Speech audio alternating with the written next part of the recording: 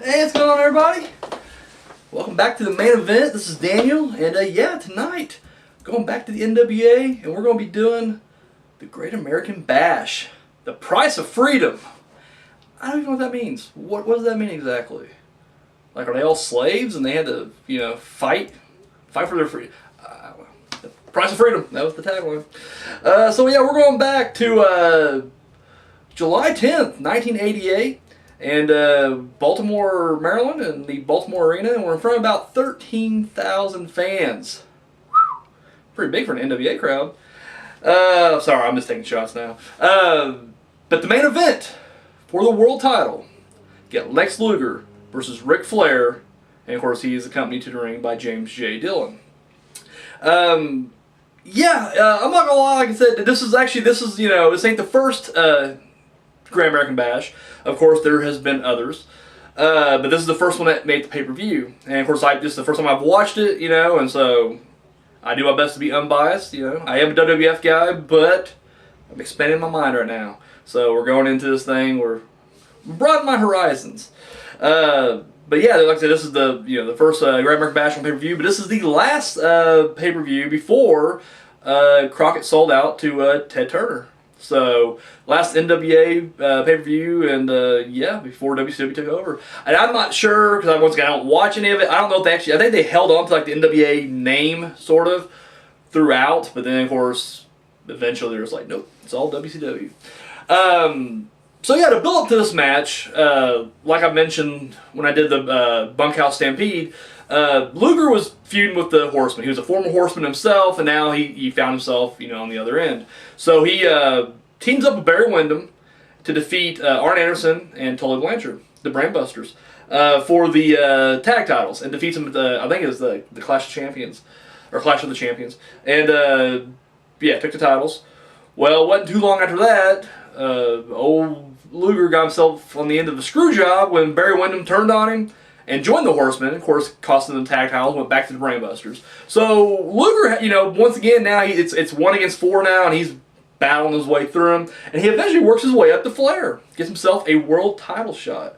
Of course, things just escalate. He came to the arena one night down in Miami, Florida. This is just shortly before the Great American Bash itself, and of course he came in a limo, and the Horsemen jumped his ass in the parking lot. That's what Horsemen do, baby. That's what Horsemen do. So, yeah, gets jumped, and boom, that's it. So, yeah, here we are. Great American Bash. The match itself, let me just say, this match to me feels like a main event. Everybody wants to kind of shit on Luger, and that's, whatever, I'll be honest, I was never a big fan of Luger, but he is, to me, despite his wrestling ability or lack of, whatever people want to bitch about, to me, he is a main eventer. And when I saw this match, when I heard it first, I was kind of like, all right, whatever, didn't think much of it. But I actually watched it, and especially starting off, when they both came out to the ring, dude, it feels larger than life, which is weird for NWA, at least for me. With my experiences thus far, this is the first time where this match actually felt like, oh wow, this is actually kind of a big money match, Luger looks great in his robe, then Flair comes out in his robe. They both got long, flowing blonde hair. I mean, it's insane. But yeah, so we got, Luger and Flair on both sides right here. And the match itself isn't bad. It really isn't. You always hear the old, adage, you've seen one Flair match, you've seen them all. And that may be true, but guess what? You saw one Flair match, it was awesome. So, it's always awesome. Luger ain't bad, like I said. Luger gets a lot of shit too. I defend him like I do Hogan. Sure, the dude's no Bret Hart. The dude's no Chris Jericho. But guess what? He's still damn good. For what he is, a big power, bruiser guy. Boom, it works. The match kind of runs into trouble though. About the 10-15 minute mark. And you know how I know it was about the 10-15 minute mark? Because they called out the time limit every 5 minutes. And that's another thing that really kind of made it weird. Where normally it's one fall with 1 hour time limit, and they're like one fall TV time remaining was the time limit. But I was like, well, how much time's remaining then?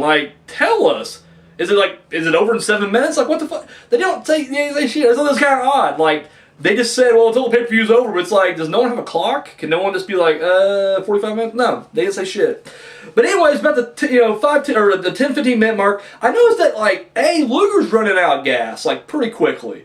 But not just that, but it almost like they kind of ran out of shit to do. Like they had the match, I mean, once again, I'm not sure what went into this, but it's like they hit everything that was planned. And then they just start hitting the same things again. Like, Luger hits, like, 4 fucking Gorilla Press slams.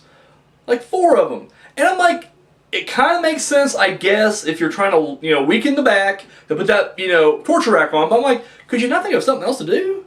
I mean, he does throw a bear hug, but that's it. I'm like, dude, backbreakers. Fucking put him in a corner and, like, elbow him in the back. You can do a bunch of stuff. He just does, like, the same move over and over. Like, you always hear about the, 5 moves of doom, and that's all he has in this match. Flair goes to the top twice, get taken out twice. I don't know. There's several. I'm blanking right now, but there were like 3 or 4 different times that they did the same shit over and over. And I'm thinking to myself, like, guys, I mean, if it's time to just call it a day, call it a day. It's okay. But they don't. They just keep going. Eventually, the end will come when Luger gets knocked out of the ring, and Flair's out there, and he bashes his head right into the post. And of course, Flair rolls in, he's distracting the referee, and then J.J. Dillon shows up and does the same thing, and busts Luger open. Now, it cuts him. It's a nick more than anything else. There's blood, but Christ, it's not the Ric Flair Crimson Mask we have seen a million times. It's literally just, right there. But whatever, Luger rolls in, he hulks up. Dude, he hulks up like twice. Now that dude, like, Luger was like invincible in this fucking match. Like, fucking invincible. And, like, no sells, like, most of the offense that Flair threw at him. And then, of course, like, Flair trying to get the upper hand. But for the most part, like, Luger just fucking Terminator in there. Comes back, beats up on Flair and throws him in a torture rack. Now, the whole time this is going on, you hear JR on commentary say, or Tony Schiavone, I can't remember, one of the two said over and over, like, well, it looks like the Maryland Athletics Commissioner, the Maryland State Athletics Commissioner, I think that's the full title.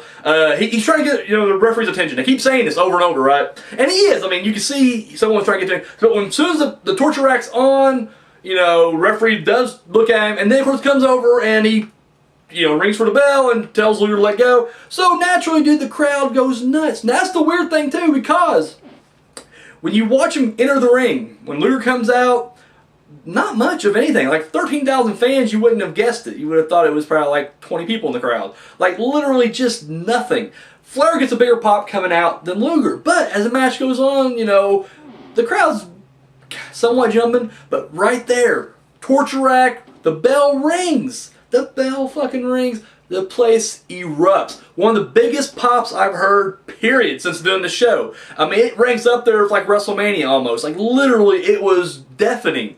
And Luger's like, yes! Dude, wrestlers are coming out. Sting, and I think like Steve Williams and someone else, they all come out. Dude, they're celebrating like Luger just won the world title. It's phenomenal. And then you hear, the ring announcer say, no, because due to the cut above Luger's eye here, the Maryland State Athletic Commissioner decided to call off the match.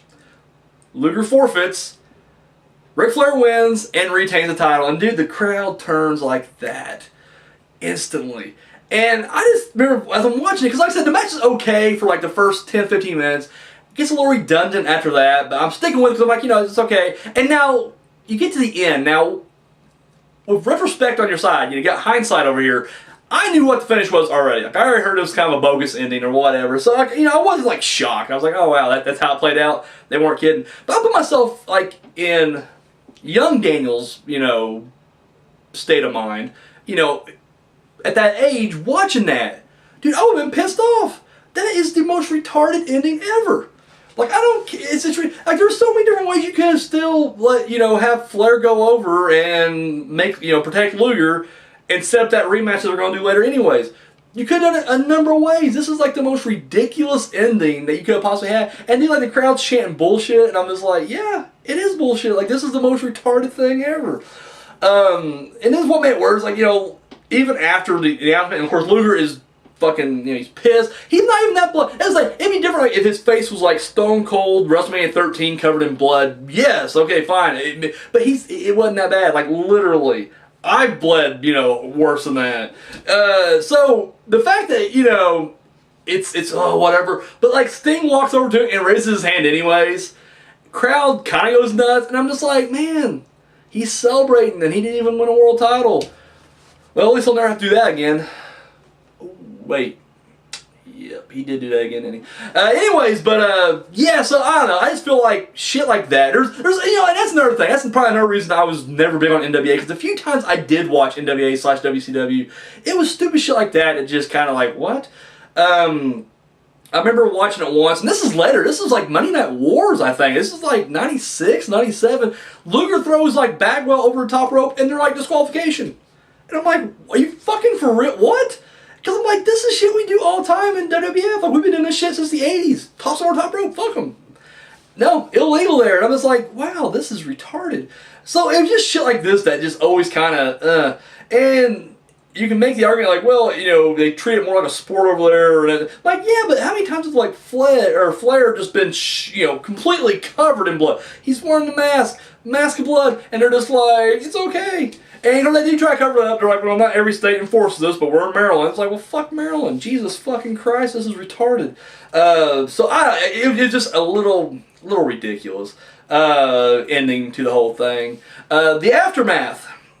Luger and Flair still, this didn't solve anything. So, of course, they keep feuding, and, of course, they have a rematch at a Starrcade 88, which we won't talk about because we'll discuss that in a later episode. So overall, what I think about the match, it wasn't bad. I feel like they should have shortened it quite a bit. Flair can go the distance, like he can do the long matches, but Luger really can't. And this proves it. You watch this match, you're just like, yeah, Luger's barely hanging on in there. It's kind of sad to watch. Like I said, the fact they kept kind of repeating spots, and then of course the fact that like Luger just looked blown up, like literally, like I said, 10-15 minutes in, he was just done. And so that, once you get past a certain part, you're just kind of like, and I was really kind of like, and then the ending, you're just like, this is ridiculous. Like, really, like, who decided on this ending? Like, I don't know. So yeah, to me, the ending really hurts it more than anything else. What was what could have been a good match start? It started off as a good match, but it kind of faltered. A good ending could have made it mediocre. Even if it was a screw job finish, it would have been okay. Like you could have the other horseman run in and interfere or whatever. It would have been you could have saved it, could have salvaged it. But yeah, the ending they chose was just like, oh, that's ridiculous. So yeah, that's the Great American Bash, guys. So yeah, what did you guys think about the match? Leave a comment in the section below, in the comment section below. Let me know what you thought of it, and yeah, that's all I got. So guys, thank you for watching. I'll go ahead and tell you guys now, even though it's not for a couple days. I've been getting positive feedback about the show. Now, the main event does not get many views, not compared to my WCPW stuff. But still, the people who do watch these shows, they're like, keep doing more, you gotta do more. It's gonna take you forever to get through it. You gotta, jump into it. So I decided to add another main event, on Sunday. So, tonight we got this one. I'll have one tomorrow night, and then I'll have another one on Sunday. So from here on out, for however long this channel keeps going, we're gonna do 3 a week. So there you guys go. The ones who are watching, thank you for watching.